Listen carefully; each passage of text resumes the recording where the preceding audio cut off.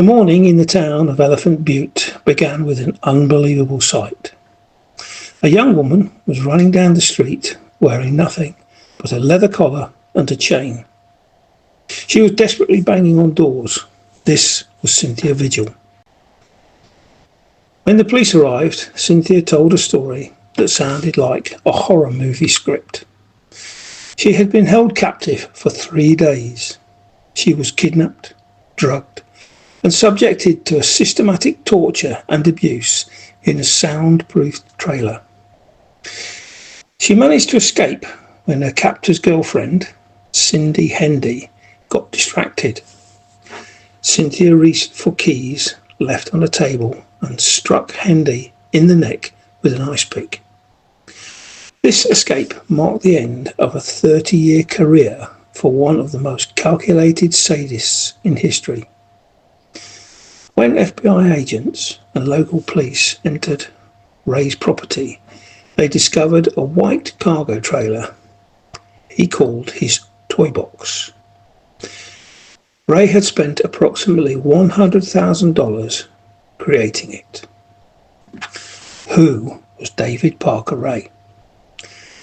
David was born in 1939. He was raised by strict parents alongside his sister, Peggy, on a small ranch. The family struggled financially. His father was an alcoholic and a violent man who occasionally brought his son adult magazines containing S&M imagery and articles. It likely all began in school, where older children bullied him in front of girls. This was later followed by an addiction to alcohol and drugs. There was an incident where his sister discovered his perverse magazines and drawings. This caused their relationship to deteriorate.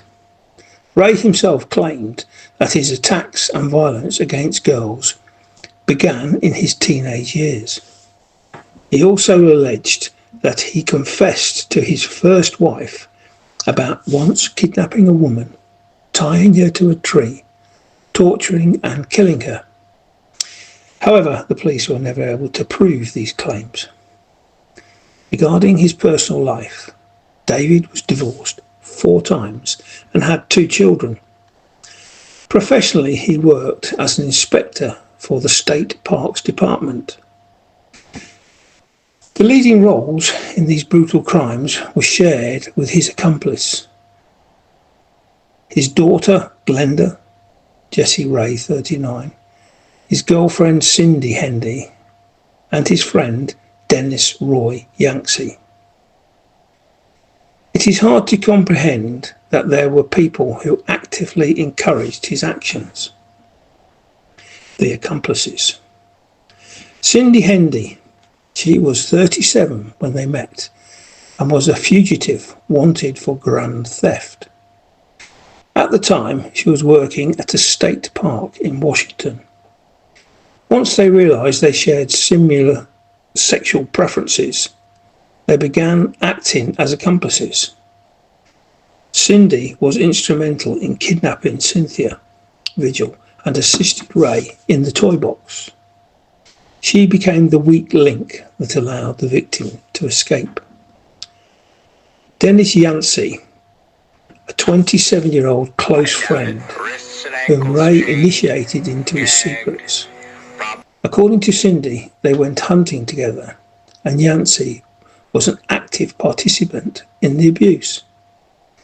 Yancey became a key figure in the only murder episode the state could prove, though nobody was never found. In 1997, he kidnapped 20-year-old Marie Parker from a bar. He later confessed to strangling her on Ray's orders to prove his loyalty. Technical setup of the toy box. The torture chamber was a converted, soundproofed cargo trailer located directly behind his property. Its equipment included soundproofing, walls lined with special material to ensure screams couldn't be heard outside. A gynecology chair positioned in the centre It served as the primary station for abuse. Mirrors placed on the ceiling and walls so victims were forced to watch everything that happened to them. Medical equipment, surgical instrument, clamps, dilators, and a shock therapy machine. Recording gear. Ray enjoyed filming his sessions to re-watch them later. Psychological warfare. Ray understood that physical pain was only part of the torture. The main goal was to break the victim's will. He used a 30-minute audio recording delivered in a monotonous, cold voice. "Hello, my name is David. I am your owner for the time being. Right now you are scared, and that is natural.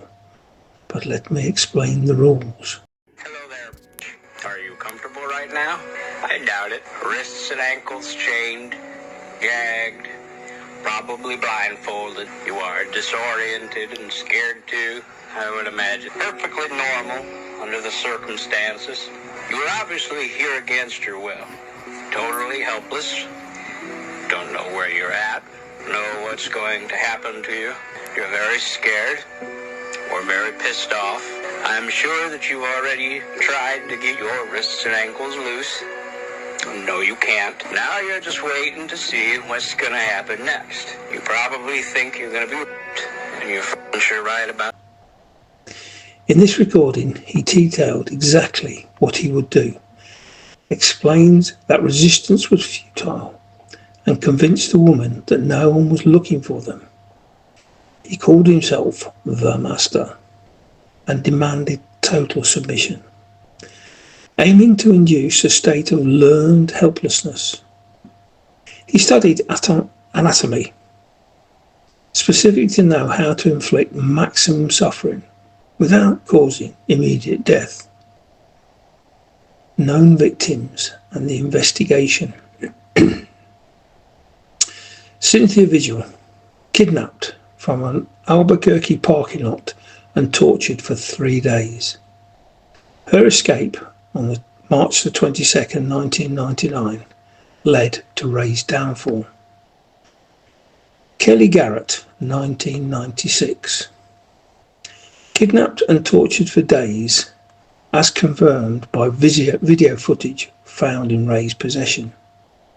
She had been drugged by Ray's daughter at a bar. Kelly was released after 2 days, but could not remember the details clearly.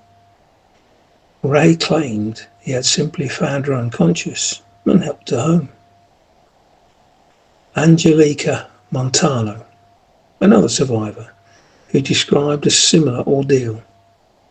She convinced them to release her on the side of the road.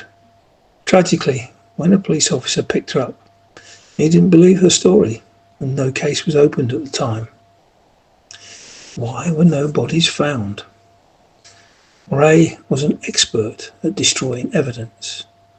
Near his home was the Elephant Butte Reservoir. It is believed he weighed the bodies, or parts of them, and dumped them in the deep, silted areas of the lake. Despite massive FBI dive operations, the silt and the vast area made recovery impossible. End of The Master. Following Cynthia Vigil's escape, police found hundreds of pieces of evidence, diaries, videotapes, photos and tools, as well as jewellery taken from women as trophies. In his diaries, Ray used code names for different types of torture. In 2001, David Parker Ray was sentenced to 224 years in prison. He died of a heart attack in 2002 at the age of 62, just a year after his sentence. Fates of the accomplices. Cindy Hendy, sentenced to 36 years in exchange for testimony, released on parole in 2019. Jessie Ray, daughter. received a 30-month suspended sentence plus 5 years of probation. Dennis Yancey sentenced to 30 years in prison. With Ray's death, the hope of finding the final resting places of the 40 to 60 suspected victims vanished. He never confessed to a single murder, maintaining to the end that he was merely a researcher of human reactions.